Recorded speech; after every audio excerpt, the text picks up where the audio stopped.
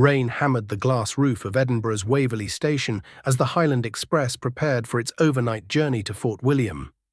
Steam hissed from the locomotive's belly while passengers hurried through the downpour, their coats black with water. The year was 1953, and Scotland's most luxurious sleeper train promised a civilized escape from the storm raging across the Highlands. Inside the mahogany-panelled carriages, crystal glasses clinked, and leather seats gleamed under amber lamplight. But tonight, the Highland Express would carry more than passengers through the tempest. It would carry secrets, lies, and murder. In the dining car, Theodore Blackwood sat alone at a corner table, his weathered hands wrapped around a whiskey glass. The famous war photographer's eyes held the weight of 1,000 battlefield memories. His young assistant, David Hartwell, hovered nearby, nervous energy crackling around him like electricity. At another table, Colonel Ashford sat ramrod straight, his locked briefcase never leaving his side. The glamorous Victoria Pemberton, draped in black silk, gazed out at the storm with hollow eyes. Her husband's funeral was 3 days behind her. Near the bar, the conductor James MacLeod checked his pocket watch with trembling fingers, while in the corner booth, Eleanor Whitmore turned pages of her book, watching everyone over wire-rimmed spectacles. Dawn broke grey and stormy over the Highlands as the train crawled through flooded valleys. The porter's scream pierced the morning quiet when he unlocked compartment 7 with his master key. Theodore Blackwood lay twisted on his narrow bed, foam dried on his blue lips, his camera fallen to the floor. The bitter almond scent of cyanide hung in the air like a curse.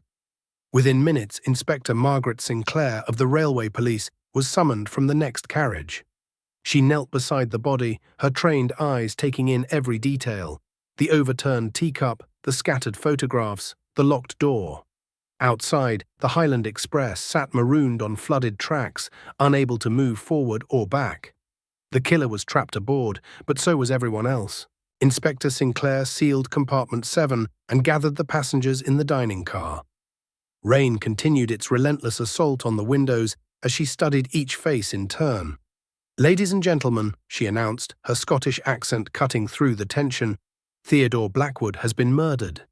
Until the track's clear and we can summon proper authorities, this train is our crime scene." David Hartwell's hands shook as he clutched his coffee cup. Colonel Ashford's knuckles whitened around his briefcase handle. Victoria Pemberton dabbed at dry eyes with a black handkerchief, while conductor MacLeod shifted nervously by the door. Only Eleanor Whitmore seemed genuinely shocked, her book forgotten on the table. Someone in this carriage was a killer. But who? One by one, Inspector Sinclair questioned the passengers in the empty bar car. David Hartwell's confession came first. He'd seen photographs in Blackwood's private collection that certain powerful men would kill to keep buried. War crimes, executions, things that should never see daylight. Colonel Ashford reluctantly revealed his briefcase contained classified documents about Scottish military installations, information that Blackwood had been pestering him about for months. Victoria Pemberton wept as she admitted her husband hadn't died in an accident. Blackwood had photographs proving it was suicide, threatening to publish them. Even conductor MacLeod confessed that Blackwood had discovered his gambling debts and was blackmailing him for free passage. But Eleanor Whitmore, she claimed to have never spoken to the photographer at all. Back in compartment 7, Inspector Sinclair examined the evidence with methodical precision. The teacup bore traces of cyanide, but also something else: a faint residue of lavender honey, an expensive variety sold only in Edinburgh's finest shops. She found the receipt in Blackwood's jacket, purchased yesterday afternoon from Morrison's Tea Emporium. But who had served it to him? The conductor swore he'd only delivered standard railway tea at 11 o'clock. Then Sinclair discovered something crucial: a second cup hidden under the bed, this one clean. The killer had shared tea with Blackwood, then switched the cups and taken the poisoned one away. This wasn't a random killing, it was carefully planned.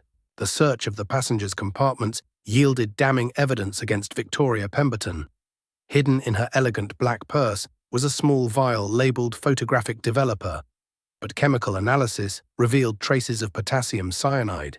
Her compartment reeked of lavender, and receipts showed she'd purchased expensive honey from Morrison's just hours before boarding.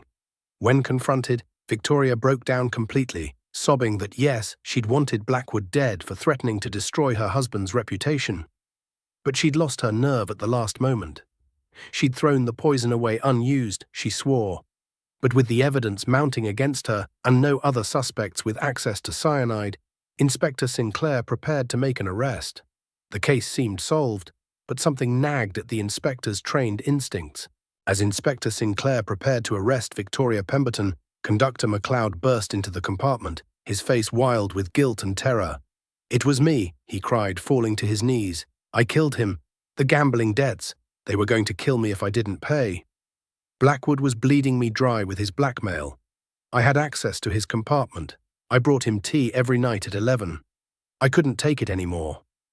He produced a master key from his trembling hands, claiming he'd unlocked the door, poisoned the tea, and fled. The other passengers gathered in the corridor, watching as MacLeod confessed through racking sobs. But Inspector Sinclair frowned. Something about his story didn't add up. The timing was wrong, and where had a simple conductor obtained cyanide? Inspector Sinclair raised her hand for silence. "Mr. MacLeod, you're lying to protect someone, or perhaps yourself, from a different crime entirely. The real killer is far cleverer than any of you realize." She turned to face Eleanor Whitmore, who stood calmly in the back of the group. "You claimed never to have spoken to Mr. Blackwood, Miss Whitmore, but I found something interesting in his camera case. A photograph of you taken in Berlin, 1943. Only you're not Eleanor Whitmore in that picture. You're Agent Catherine Ross, British intelligence. Blackwood recognized you despite your disguise, didn't he? What secrets from the war were you so desperate to keep buried?" Eleanor's placid expression never wavered, but her hand moved slowly toward her handbag. "Very good, Inspector. Theodore always was too observant for his own good." Eleanor Whitmore, or Catherine Ross, smiled coldly as she confessed. "During the war, I did things that can never be forgiven. Operations that saved thousands of lives but required sacrifices. Blackwood photographed one such operation in occupied France. I thought those pictures were destroyed, but he kept copies. He planned to publish them as part of his memoirs, exposing not just me, but a network of agents still working in the field." She had approached him that night with poisoned tea, playing the role of a harmless bookseller offering literary conversation. Cyanide was simple to obtain. A photographer's darkroom contains many interesting chemicals. The honey masked the bitter taste perfectly. Inspector Sinclair nodded grimly. The killer had been hiding in plain sight, her unremarkable appearance the perfect disguise. Eleanor Whitmore made no attempt to resist, as Inspector Sinclair placed her in restraints. The other passengers watched in stunned silence as the quiet bookseller was revealed as a cold-blooded killer. By afternoon, the floodwaters had receded enough for the Highland Express to limp into Fort William Station, where proper authorities waited. Victoria Pemberton's tears were real now. Relief that she wouldn't hang for a crime she didn't commit. Conductor MacLeod faced charges for his gambling debts and false confession, but not murder. David Hartwell promised to destroy the photographs that had caused so much pain. As Eleanor was led away, she turned back once to Inspector Sinclair. "Some secrets," she said quietly, "are worth killing for." The inspector said nothing, watching as Scotland's most wanted war criminal finally faced justice. Evening fell over the Scottish Highlands as the Highland Express finally completed its journey. The storm had passed, leaving the mountains washed clean under a crimson sky. Inspector Sinclair stood on the platform at Fort William, watching steam rise from the locomotive's cooling engine. The case was closed, but she knew the real story would never be told. Too many secrets still buried, too many lives still at risk. Theodore Blackwood's camera bag sat in the evidence locker, his final photographs sealed away forever. Sometimes justice came quietly, in the click of handcuffs and the whisper of rain against windows.